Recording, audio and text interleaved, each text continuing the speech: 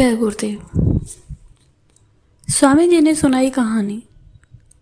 एक सेठ के 4 बेटे और 4 बहुएं थीं। सेठ ने मन में सोचा कि यह देखा जाए कि कौन बहू बेटा घर और व्यापार को संभाल सकेगा।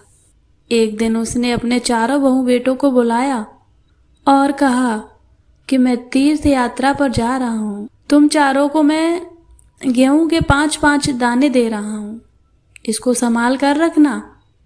जब मैं वापस आऊँगा तब तुम लोगों से ले लूँगा।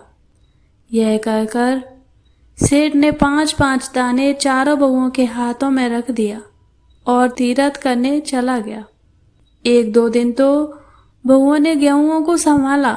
फिर बड़ी बहू के मन में आया कि दे भी गए ससुर जी तो गेहूं के 5 दाने। उसने दानों को फेंक दिया। दूसरी बहू ने उसको पोटली में रखकर कहीं डाल दिया और सोचा ससुर जी के आने तक पोटली पड़ी रहेगी, और वह लापरवाह हो गई।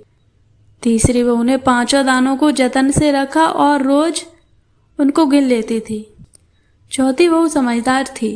उसने सोचा कि ससुर जी 5 दाने देकर गए हैं, इसको बढ़ाना चाहिए। उसने 5 दाने बो दिए। गेहूं की बालियां आई, गेहूं निकला। उसने उसको बोया। इस तरह वो धीरे धीरे गेहूं की फसल बढ़ाती गई और 500 बोरे गेहूं के गोदाम में रखवा दिए। सेठ वापस लौटकर आया। उसने बड़ी बहू से गेहूं के 5 दाने मांगे। उसने साफ कह दिया कि 5 दाने किस काम के, मैंने उन्हें फेंक दिया। दूसरे से जब मांगा तो उसने कहा कि रख दिया है, मिलेगा तो दे दूंगी।